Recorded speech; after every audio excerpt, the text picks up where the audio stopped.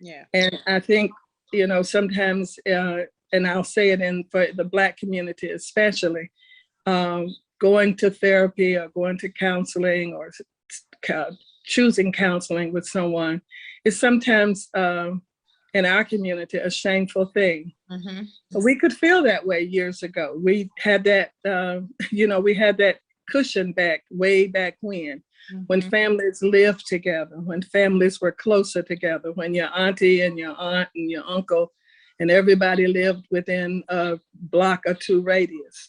But we don't have that anymore. Mm-hmm. And so sometimes when our children are having difficulties, we need to understand that and get them the help that they need and not be afraid and not be ashamed of doing that.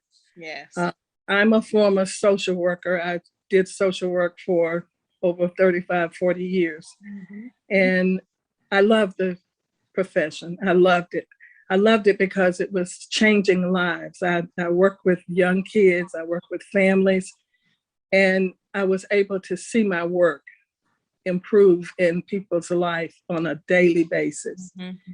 And I long for that again. I don't do it anymore. But I do share whenever I have an opportunity to do that, to let people know that it's not a shame to share and talk about the things that are going on with you that don't make you feel so good. Yeah.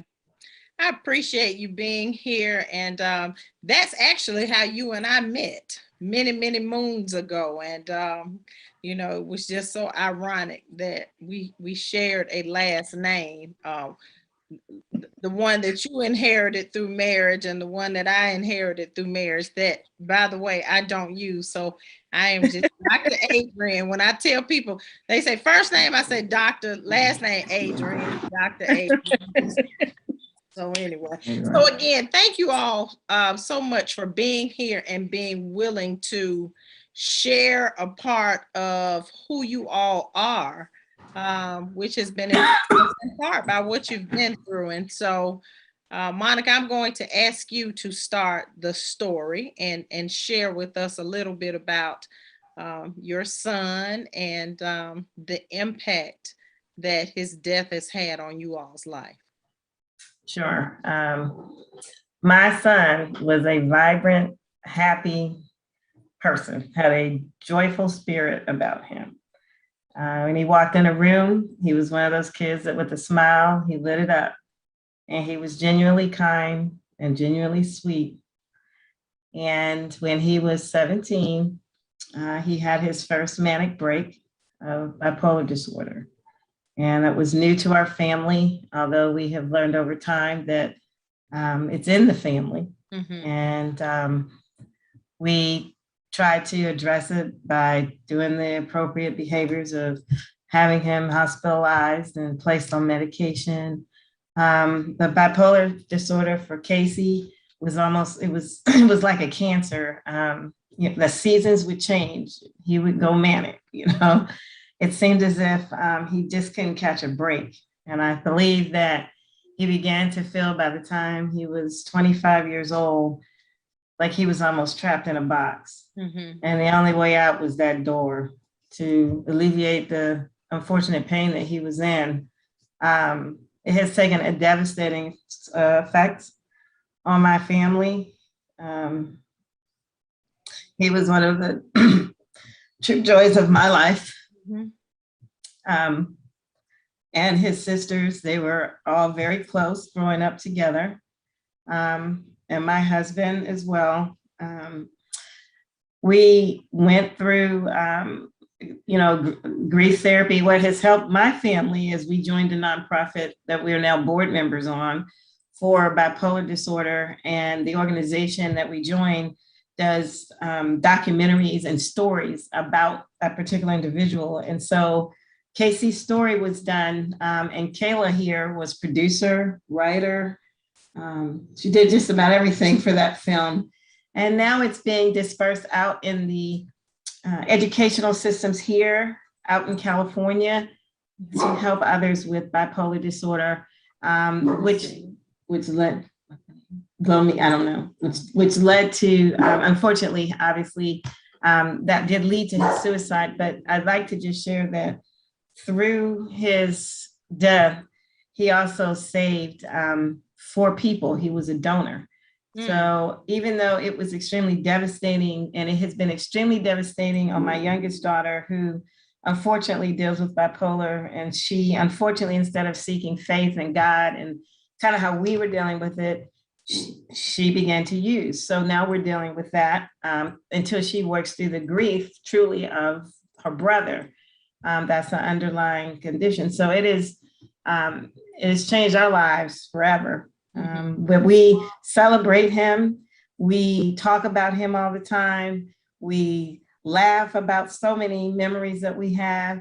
And we know that he's a guardian angel looking over us. And I know that he left a sign that said service before self. So this is an example that he probably would appreciate if it could help someone else. That was kind of his motto. Yeah. And how long ago was it, Monica? When 3.5 years ago. Okay. So it's been 3.5 years, which is not a terribly long time when you are dealing with death and transition of anybody. Absolutely. You know, you still kind of, the grieving process gets a little bit more bearable. Absolutely. I don't know that it ever fully goes away. No, I don't think. Yeah, we miss people in the flesh, and you know, we find ways to cope and carry them with us. I want to ask Kayla, because you all were how many years apart from each other, the 3 of you? We are all 3 years each. So 3 years from my brother. I'm the middle. I'm 3 years from my brother. So I'm 3 years from my sister. Okay, so you're the one in the middle. What type of impact as a sibling has this had on you? I would say I think as a sibling, it's not that I don't treat, I guess, my relationship with my sister too much different than I did before. I think I valued them as my siblings already before. I think maybe when a sibling, like my sister, needs my assistance or isn't, needs my help immediately, there is maybe more of a bit of worry about that. But in regards to valuing and, saying I love you, I think maybe that's it. I make sure to say I love you before I hang up the call. But in regards to valuing my siblings, it's the same. It's just little things like making sure I say I love you, maybe getting a little bit more worried if it's even the smallest thing. And I think that's just being generally anxious that, something might be really wrong because of what had happened. Yeah. And, the reason that I asked the question is because, again, this is the third crucial conversation in this series. And so one of the things that was pointed out, last week, I had a judge that was on, Judge Shandina Morris, whose father committed suicide. And so the morning that he took his life, he had come to her bedroom and wanted her to come downstairs and have breakfast with him. And, she was, running late and trying to get on to work and that sort of thing. And so that same day, he went into her bedroom and, took his life. And so one of the things that she said that I know that was impactful for everybody was, I wish that I had just stopped to go and have breakfast. And as I said to her, when somebody has truly made a plan and a decision to commit suicide, there's nothing that anybody can do to stop it. And so, when people are suffering from, mental illness or they are suffering from, and anxiety and depression are forms of mental illness. Just depends on the severity of them. But, sometimes people think that people talk about suicide for attention. And so, we all have moments of darkness and blues, But when people start using the word suicide and when people start formulating plans to take their lives, we have to know that they are serious, and sometimes no amount of help from any other mental health professionals is enough, because if that is the decision that they've made, chances are at some point they will be successful. But it does have a significant impact on the family. And that's why I wanted you all to be on here, because sometimes when people are contemplating suicide, they think that no one will miss their presence. And they think that it won't really matter if I'm not here. And so it was important for me for people to see a family that has been impacted by this, so that if there's anybody out there who is contemplating it, that they understand you are valuable to your family. And, hopefully whatever pain you might be experiencing, you can have a conversation with the people who love and want to support you. I see Brenda Berry down there. I see her wheels turning. So jump on in here, Brenda Berry. Well, whenever all of this happened with Casey, the night that I got the news, I was, that I sing. So I was in a choir rehearsal and we were getting ready for a big concert. And my phone rang and I had forgotten to turn the sound down. So I immediately answered it, and it was my son. And I could hear the desperation in his voice that something was wrong. You know your children. So when they're hurting, when something has happened, all these kinds of instincts kick in. And my first instinct, I jumped up out of my chair and excused myself from rehearsal and went off to a corner so I could hear better. And he said that, Mom, Casey is in the hospital. He's critical. And I don't know if he's going to make it. And I couldn't imagine what that would be about, because Casey was a special child to me. He was so absolutely good looking. I mean, he was one handsome young man. And he was just full of energy and high spirit. And I had just come from there. We had gone to, my daughter had graduated from Penn State. And we had gone through Washington on our way to her graduation with my son and my daughter and her husband. And so I had seen Casey. I'd been at the house and I had seen him, and he was just full of energy, singing and dancing. He was very, very mechanical. He wanted to be in show business. And so he was just full of energy. And I'll never forget my last morning there at the house. He and I were left alone. And I got up and was downstairs in the kitchen. And Casey came down. And when he jumped down the steps, he started singing Somewhere Over the Rainbow. And so we sung together for a moment. And then he asked me what was I doing. And then, we talked, and he went back upstairs and he was going shopping. His dad had given him money to go and buy a guitar. Mm. He was interested in playing a guitar. And I said to him, Casey, do you know why you want to play the guitar? He said, no, I just like it. I just want to learn how to do it. Mm. And so I gave him some family history. I said, my father, your great-grandfather was a musician as well. He had a band, he played a guitar. And I said, and guess what? He taught himself how to play. He said, really? I said, yeah. He said, well, Grandma, would you go with me? I'm going to go and buy a guitar. So we went to the store and we bought his guitar. He came back and he started practicing it. So he seemed so happy. Mm-hmm. He seemed so happy. And to me, that's sometimes the deception that people sometimes miss, because sometimes when people are as happy as they are, he was masking. Mm-hmm. He was in a state of mania, and I did not know it. And I'm a mental health professional myself. Right.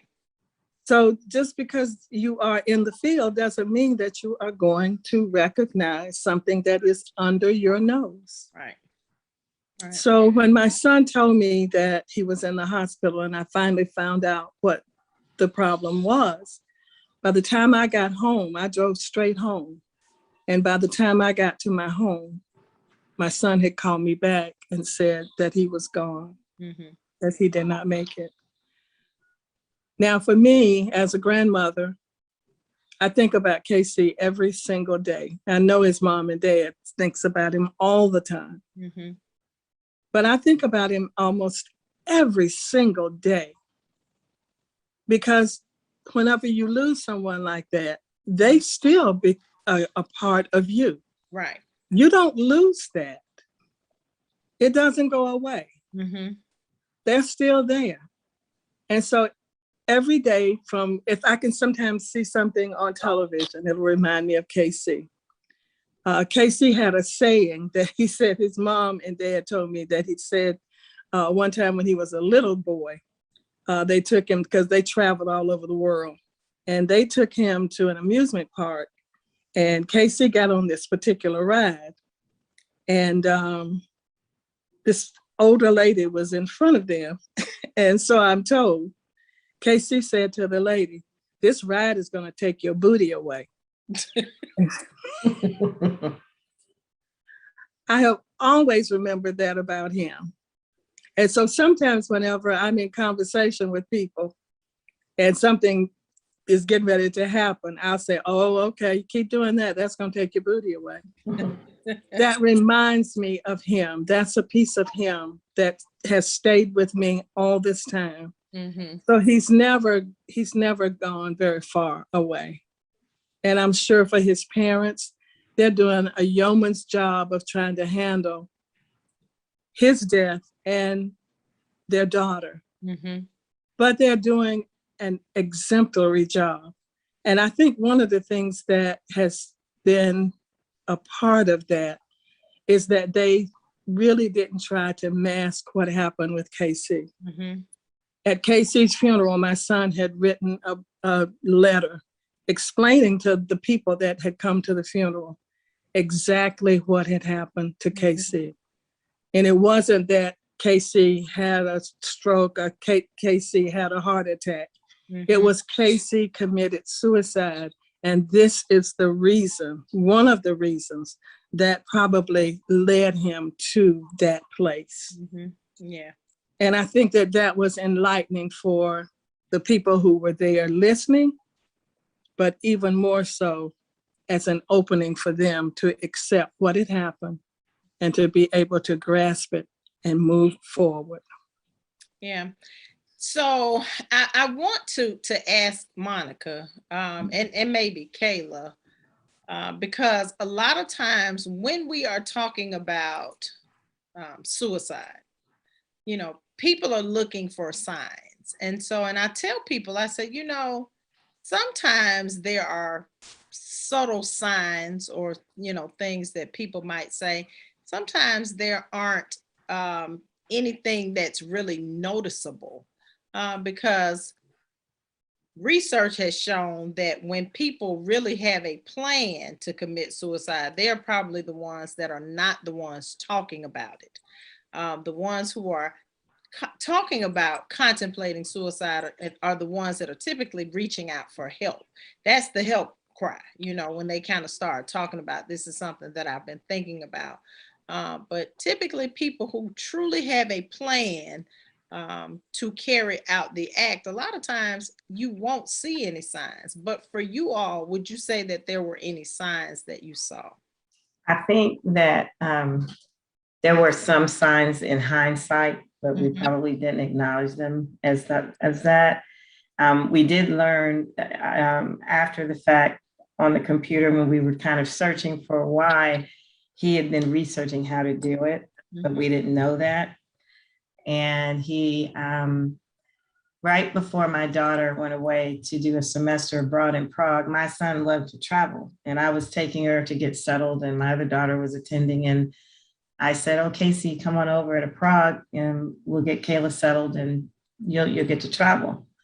And he said, "No, I don't really want to go." So that kind of red flagged me that it was not his typical MO. He would love to travel. So I did call Dr. Donnelly, his psychiatrist, and he just said he just didn't feel up to going.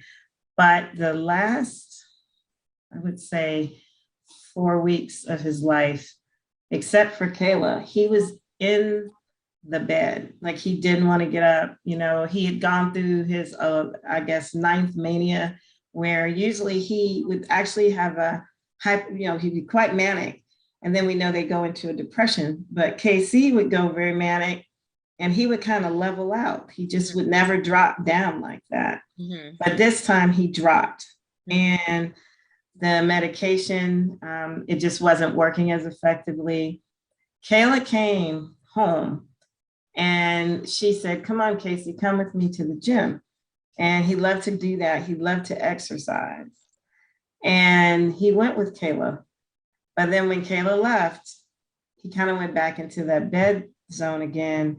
But he was still doing things like going, he would go see his friends on the weekends. And so we were just constantly monitoring, but never in a million. And he loved his looks. Like he was a very primping type guy. He wanted to make sure he was always, looking well. And so we used to say, well, thank God he loves himself enough. We know he would never do that. And he had planned it all out. We found, we have 1, 2, 3 letters after the fact. He waited for me to leave to go to a meeting away in Chicago. He came home one evening and he drank, well, I do, it's important. He drank fluid that you would put in a car. Mm-hmm. That was how he killed himself, because he knew it would shut down his organs. Mm-hmm. I think, can I just finish real quickly? And so at the meeting, I texted my husband. We have it right on our text thread. I texted Kevin, I said, "I think Casey's going to commit suicide." Mm. But by the time I texted it and Kevin saw it, KC had already done it. Mm. So I really did feel it at that point. And I was just, unfortunately, 1 minute too late. But I do believe that there's a journey and there's a plan. And I do believe that if he was supposed to be here, God would have him here. Mm-hmm. And I know that when I leave here, if I'm able to go to the pearly gates and meet Jesus, he'll be right there with open arms. So that's my experience. I think it's hard when someone has bipolar as well and they have the ups and downs of it, mm-hmm. because it, especially for my brother, it happened quite a bit. He would go into really high highs and then he would come down. And so that last time around, I think, everyone was worried, but it had happened so many times. And then actually getting someone who is depressed into a hospital and convincing them can be very trying. It's almost, it can be more difficult than when they're manic, because mm-hmm. then you can claim that maybe they're dangerous to themselves or somebody else. But when, they're depressed, they have to say that. It's hard to be a third party and say that, and then they say, "No, I don't feel that way." Right. So I think it was difficult for everyone. I was away at school. I think I will say the one thing that was different, well, I didn't think what would happen. I think this last time what was different is Casey was always very keen on being an actor. And I believe to this day that if he was here, okay. he would be doing that. I think the last time when I drove him in the car, what had happened, what he told me was that he was questioning whether he wanted to do that again anymore. And I think for someone, especially with him, who had such a strong purpose, he knew he wanted to do this since he was 5, for that to waver and for him to question that even a bit, seeing how dedicated he was to it, mm-hmm. that was a little off for me. And I told him, "No, you wanted to do this your whole life. You may just be concerned, but there's still a way for this." But he was really considering taking a different path. Mm-hmm. And I think that's if someone notices that in a family member and they have a history of depression, I think that can be a sign, because I think that was his purpose. And I think that is where, it was his passion. So I think if that wavers, Yeah. a sign. Yeah. We need to take a break. And I think that this is probably a good time for us to all just kind of woosah. But I think that it's important that people are able to see your true, genuine, raw emotions, because, that's what lets people know the impact that this can have on a family. And so, I am an advocate for mental health and mental wellness, as Brenda Berry was in her profession for all those years. And so, in our community as Black people, for too long, we have seen mental illness as a stigma. And so we're still not having enough conversations, y'all, because people are still walking around with masks on. And I'm not talking about the ones that protect us from COVID. I'm talking about the ones where they are just living life fake, holding on to family secrets and trauma and all this stuff. And people are reaching a breaking point, and it is having Absolutely. an impact on families. So, Absolutely. we're going to take a quick break and come back and finish up this conversation. So, if you know somebody that needs to be here for this conversation, we are talking about when suicide hits home with the Berries. And so, please share this information. They can go to myjbn.com. They can go to the Jericho Broadcast Network Facebook page, or they can join COUCHversations with Dr. Adrienne. So please, we're going to take a quick break, but come back for COUCHversations with Dr. Adrienne. Real talk with real people for real solutions. And tonight's winning numbers are 18, 55, 39, 71, and 43. 43? Those numbers again. We won! Yes!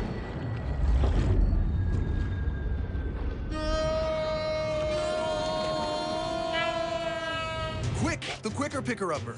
Bounty picks up messes quicker, and each sheet is 2 times more absorbent, so you can use less. I'll hold on to that. Bounty, the quicker picker-upper.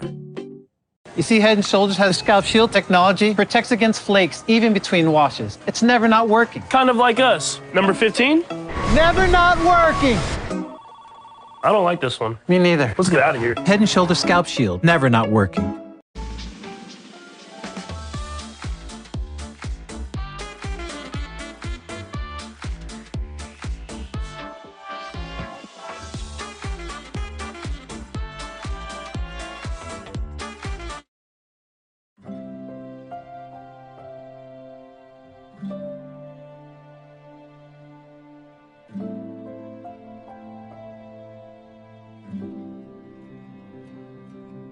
Whether it's advice on managing your anxiety or tools to help you stay grounded, Coping-19 provides a range of resources and self-care tips to help you cope with this pandemic. We can help. Find the resources that work best for you at coping-19.org.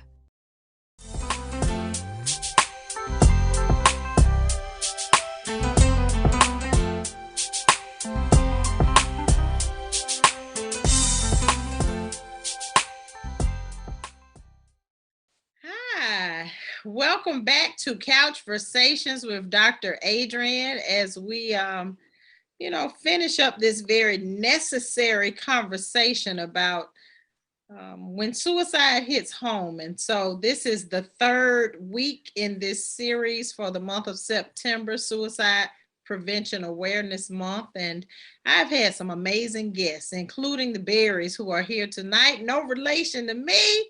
Not by blood anyway, but we are all family. And so I will certainly claim them gladly. And just appreciate you all being here and being willing to be open and to share your story. I have had some very transparent guests over these past 2 weeks. And, bipolar disorder was brought up by one of the guests who actually is a pastor. and he was very open and transparent about his struggles with bipolar disorder.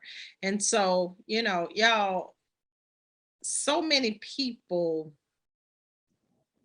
don't understand mental illness, and then they don't understand the other struggles that people have. So when you start talking about substance abuse and alcoholism and all these other issues that can compound what you have going on, and just not understanding the magnitude of what that daily struggle can look like for someone. And I think a lot of times we become very comfortable with saying things. I hear people all the time in jest, will say about somebody whose behavior might be erratic or, different from the norm. And they'll say, oh, she's bipolar or he's bipolar.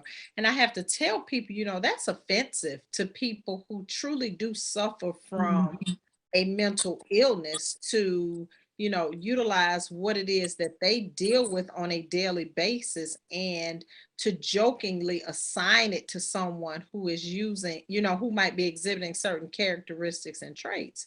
And so, that can be a challenge. And you all mentioned that, you're going through another struggle with one of your other children. And so, as a mother of multiples, my heart goes out to you because they're all different. They're different. What they go through is different.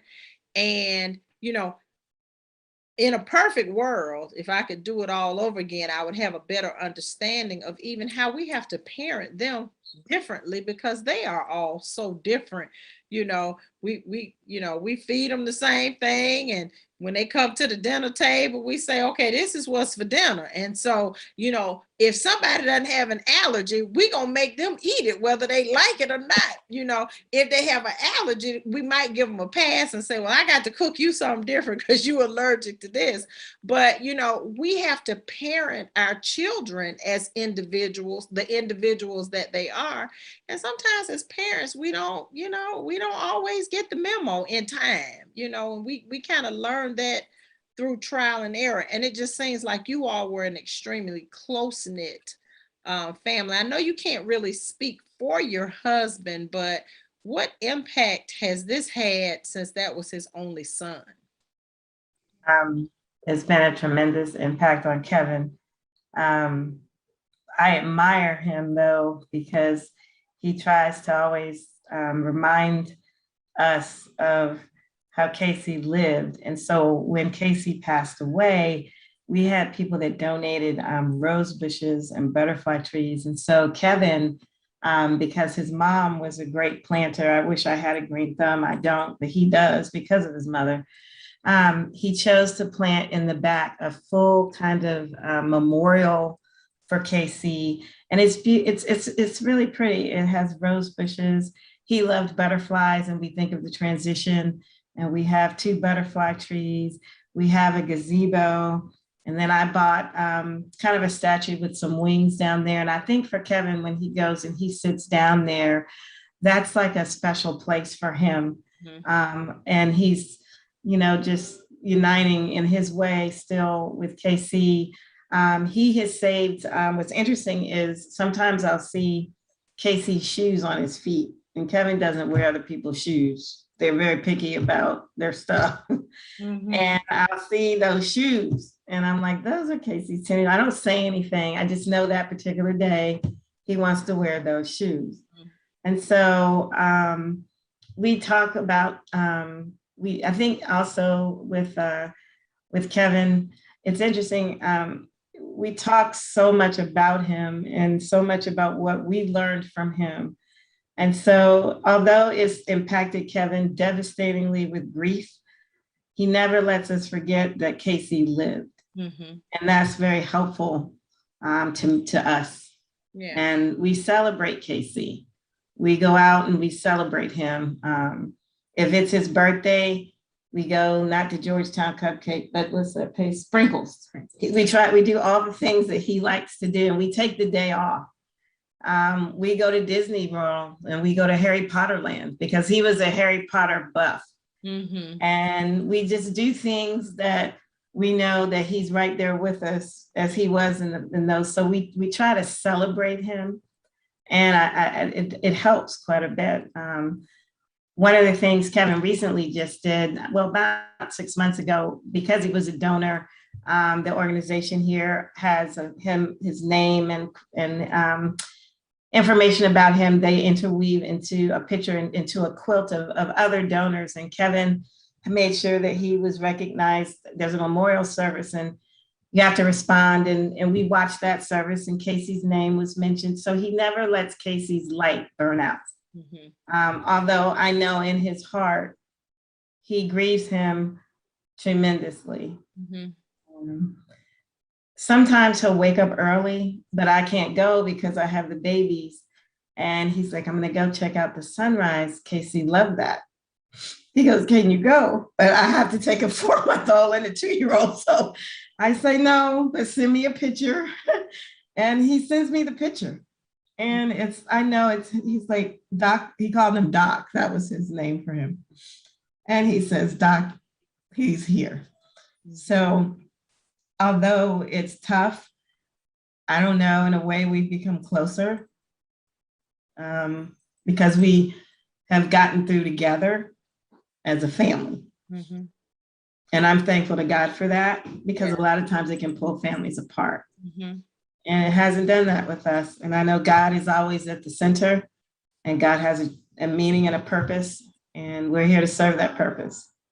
So one of the things that, Brenda shared with me was that, when she and I talked, was how proud she was, because you all did not do like a lot of families and try to turn this suicide into something else, because you all knew the importance of, calling it what it was, because for so many people, we won't do that.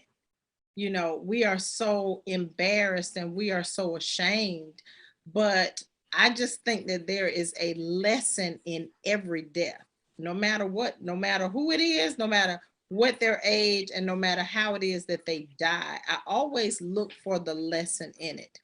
And, sometimes the lesson is who we don't want to be like, because maybe they exhibited some characteristics and some traits that, were not that favorable. And we say, ooh, I don't want to be like that person. And then sometimes it's, some light that they had that was shining from them that, as you said, we don't ever want the glow to go out. And so it's, how can I be more like that person? Because even as you all talk about the mental illness, you are able to separate the mental illness from the person. Exactly. And that was one of the things that I said to a client today, that has experienced some things. And I said, what you did is not who you are. Exactly. So we have to remember that, despite Casey's decision to commit suicide, Casey lived a life that is to be recognized and acknowledged. Exactly. And hopefully through the discussion, what we will do is expand the conversation about bipolar disorder, because there is still so much research that has not been done. And so, Kayla, I just applaud you with, your decision to be the smarty pants that you are. And, because everybody can't go and study what you're studying. You do realize that now, just, and so your commitment to that, because of coming from a family where, there's been some mental illness, because that's what people don't understand about mental illness, is that it is about what goes on in our brains, and it's about chemical imbalances. Exactly. And so, the more awareness and conversations that we can have, the more information we provide to people, and hopefully then the more cures we can find to help people. I mean, really help people, and the thing about having a chemical imbalance, and you all know this, is that everything doesn't work for everybody. Exactly. And so, when you talk about, Casey's medication, seemingly not working, you know, I tell people all the time, if you're on medication and you're not feeling that there is an impact, that you are feeling better or different and you are feeling worse, then you need to be having a conversation with a professional. Don't just continue to take the medication. If it doesn't feel right, you know your body, then go and have a conversation with somebody about it. Yeah. Brenda, what words of wisdom do you have for our listening audience?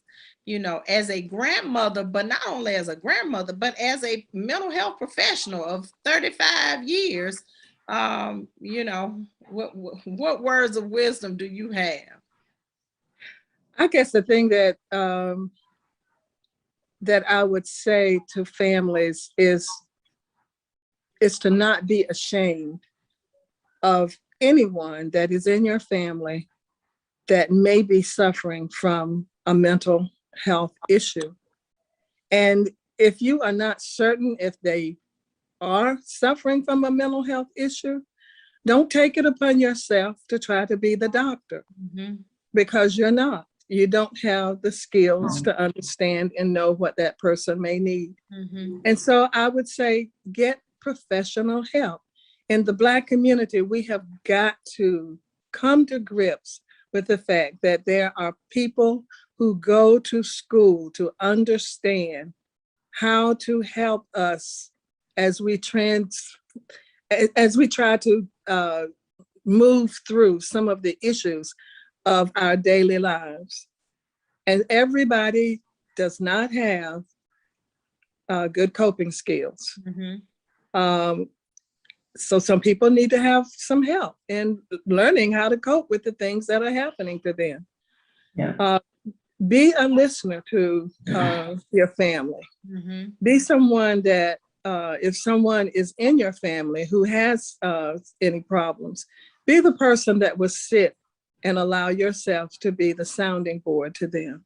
Sometimes all a person may need is for someone to just have someone just sit and hear what they are saying. And then in your hearing what they are saying, you may be able to guide them to a place where they need to go. I think that a lot of times that does not happen in families. I think a lot of times, you know, we're sometimes very quick to say, oh, I'm not going to be bothered with her. All she does is every time you turn around, she's got a problem. Well, if somebody has got a problem every time you turn around, that is a problem. And maybe you do need to take some time and listen.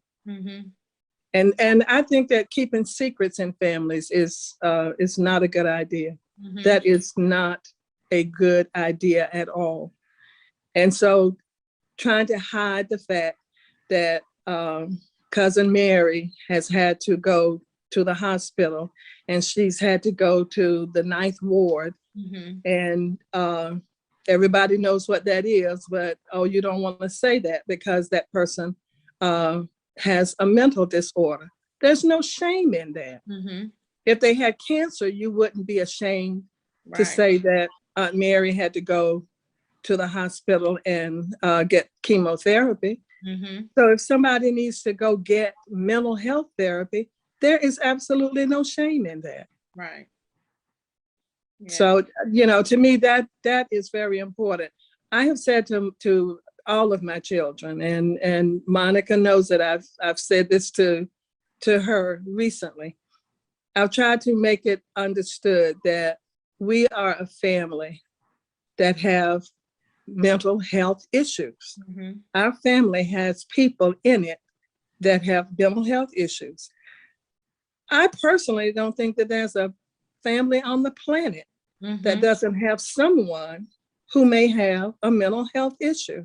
Absolutely. And there's not anything to be ashamed about that. The thing that I would be ashamed of is that if I knew one of my family members had a problem and I did not, and I had the ability to help them, that would make me very ashamed if I didn't do it. But if somebody in the family is reaching out and asking you for help, and you know they have a problem, please, by all means, do whatever it is that you can to get them to the place that they need to go in order to get the assistance that will help them. Yeah. I appreciate you so much. And you know, when you were talking, it made me think about growing up in Tuskegee, Alabama, and how often I would hear references, you know, to Bryce Hospital. And you know, and this was, you know, as a child, you listening in on grown folk conversations, so you don't fully understand the context of what it is that they're saying. But I can remember, you know, my grandmother in particular, when they were having the card party, she and her, you know, friends, whatever, and they would be talking about, you know, who gone to Bryce, and you know, up the road to Bryce. And I can remember growing up thinking, what the heck is Bryce, and where are they talking about? And once I finally realized that it was a mental institution that they were talking about, you know, then you go back and you start to replay the conversations. You're trying to figure out the person, the behaviors, and all of that. And so, you know, again, as a people, Black people for a long time have hidden things that we feel like would embarrass our family's name, Exactly. that would bring negative attention to our lineage. And so, you know, we continue to walk around and hide things instead of getting people the help and the support that they need, and to make them feel unashamed by normalizing the conversations. As long as we continue to classify things in a way that it brings shame to people, they'll never get help. And so it just becomes this vicious cycle. You know, I'm not somebody that believes in generational curses. That's not what we have, but we certainly do have generational cycles. And it's time that we start to break some of those cycles by opening up our conversations and being willing to look at illness and disease as illness and disease, and not the sum total of who a person is, so that hopefully we are helping a lot more people just by normalizing some of this conversation. Exactly. And you know, Dr. Barrett, this is something that I just recently said this to Monica. She and I were talking. And this goes back to how we mask things. When I grew up, my mother, I'm sure, was bipolar. Because I can remember her highs and her lows. We didn't know what to call it back then, but that's exactly what it was. I used to tell people, my mom was one. She would get up in the morning and I could tell that she was going to have a really bad day, because she would announce in the morning whenever she put her feet on the floor. She would say, don't mess with me today. I ain't got no time. I don't want to be bothered with nobody. Don't mess with me. Right. And then we knew to stay out of her way. Right. That was her day. That was going to be a bad day. And my mother was in and out of hospitals when I was a little girl, when I was in my 5, 6, 7-year-old time frame. And they never said that she went because of mental illness. That back in those days, they called it a nervous breakdown. Yeah. They would say, oh, well, you know, where's, and my mother's was Hattie Mae. Where's Hattie Mae? She's been gone a long time. And my grandmother would say, well, you know, she had another one of those nervous breakdowns. And we've had to send her away for a while, but she'll be back. We didn't have the language. You know, people didn't have the language. They didn't know what to call it. You know, just like when people would say that people who were dealing with homosexuality were dealing with demons. So people just did not know the language to use for things. And so, you know, they were grasping at straws and just calling it whatever they knew to call it. And exactly. But we are more informed today. And so that's why, you know, even in our families, having those conversations about who was suffering, who may have been enduring something, because that means that might make it easier for someone else to say, okay, maybe it's okay for me to seek help, because this might be something that is, biological inside of my family, and maybe I need to go and get tested for this. When you go to the doctor, they ask you all these different questions about diabetes, kidney disease, all this stuff, but they don't ask you questions about mental illness. And so, maybe, we have to all advocate and have some of those things placed on some of these different forms, so that when people are getting your psychosocial history, that they're not just looking at the physical pieces of you, but they're looking at the mental pieces of you as well. Okay. So Miss Kayla and Monica, last parting words that you all have for families. Just anything that you want to say to anybody that's out there listening that you feel like can help them. I'll go and then I'll let you finish. Okay. I'll be sure. Okay. I guess in general, I think we've seen a big move with the mental health movement. I'm obviously on social media and stuff, so I see the hashtags mental health, and I see, people. And it's great. I love that we're having this conversation, and I love that we're speaking about when people feel anxious and when they feel off on a day, or when they're having tendencies towards maybe possibly depression. I think it's important to talk about the things you can do to feel better. I do see the conversation kind of staying around mental health and just feeling and just taking the tools and just essentially it's surrounding more around anxiety and depression, and in regards to overall mental health, not so much on mental illness. So I hope that as the mental health movement continues, that mental illness can be incorporated. I know that it's harder to have conversations about bipolar and about, other illnesses such as schizophrenia, but these exist.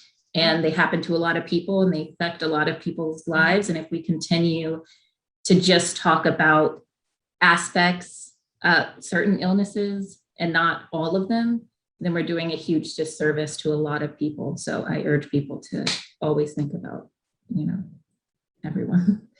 And you know what, Kayla, it's just more comfortable for people to say mental health. But, the DSM-5 classifies anxiety and depression and alcoholism and substance abuse and a whole host of others as mental illness. And so, we want to have the conversations in a way that it makes us feel comfortable, but we have to have the conversations in a way that it is honest dialogue. Because I talk about suffering from anxiety and depression. And so, listen, whether we call it mental health or mental illness, it is still something that if it goes untreated can be very, very damaging. And a lot of people suffer. Yes, no, depression and anxiety are mental illnesses. Yes. I being on social media and stuff, those are the two that I see. And I think about my brother who has bipolar, and you don't see much representation there. Yeah. I did work with a nonprofit my mom mentioned, and they do a great job of showing a full range of illnesses. Again, it's more comfortable, I think, to talk about maybe those two because, people can feel can relate to them in certain ways, but the other illnesses are harder to relate to and maybe are scary for some people. Yeah. I think it's important to admit that, and then important to address why it's scary for you to confront those. Absolutely. So thank you. I'm sure that you and I will be having some more conversation as you are doing your professional work. Can't wait for you to come back and enlighten people about some things. Right. That's right. So study hard because I'll be calling you back. All right, Miss Monica. I think it's so important. And I wish I had done this more with my own children, but I do with my grandchildren. It's just to be in tune and to ask, how are you feeling? And to listen and be observant and to start with them being young. Kayla bought our 2.5-year-old, it's called the Calming Corner. And it has a happy face, a sad face, an angry face. And every morning she takes her over to this little calming corner and she says, how are you feeling today, Hannah? And now she's starting to point so that she can start to know at an early age how to gain and, as Mrs. Berry said, express her emotions, because we're not really taught that. And so if you have anyone, that is suffering, try to just reach out to them. And if you feel that they won't reach out to you, try to offer them resources, but pay attention to how they're feeling and acknowledge it and try to do what you can to help them. That's really something I wish as a busy mother with 3 kids, you're always trying to get to the next step. So just trying to be more vigilant and catching and teaching our youth early, because social media plays such a huge part in their world. And it's unfortunate in some ways, because you can have kids that are ostracized and don't feel included, and they don't feel that they have that place, to turn. And being, in the school systems, educating mental illness early so we can be aware of the signs ahead of time. So now for my grandchildren, I know what to look for. Yeah. They're 16 and 17 proactively. And so just trying to reach out and tell our story and not being ashamed of telling our story so that it may touch someone. I appreciate you all, ladies, again, for being here, for being open and transparent. I know that it has positively impacted someone's life tonight, and I appreciate you more than you know. And, we'll continue to remember your family in my thoughts and prayers as you all move forward with keeping Casey's memory shining brightly and helping other families in more ways than you probably could ever imagine that you would. I'm somebody that believes that things happen the way that they are supposed to happen because there is purpose and meaning in everything. And so we just have to figure out what the purpose and meaning is for those around us, not us, but those outside of us. How can we impact somebody's life? So I appreciate you all for being here. I appreciate you all for coming and listening in. And if you know somebody that should have been here to hear this conversation, feel free to share the information. Go to my page and just share it. There are resources that my amazing producer, Aaron, has provided. Because there are a lot of people out here who are suffering, who are in need of help and support, who can't find their voice and feel hopeless. So as we end this last segment for Suicide Prevention Awareness Month, the month of September, make sure that you stop and listen to people when they need you. As Brenda Berry said, stop and listen. Sometimes, y'all, we are moving so quickly that people around us really do need our support and our help and our shoulders. And because we don't slow down enough to be in the moment, we miss the opportunity to help and support them. So that's it. COUCHversations with Dr. Adrienne. Real talk with real people for real solutions. Make sure that you go out and love on somebody that is not that easy to love, because it's easy to love the people that you love. So we'll see you back next week on COUCHversations with Dr. Adrienne next Tuesday at 8 o'clock on the Jericho Broadcast Network. Thank you, ladies. Good night. Thank you so much. Thank you. Thank you.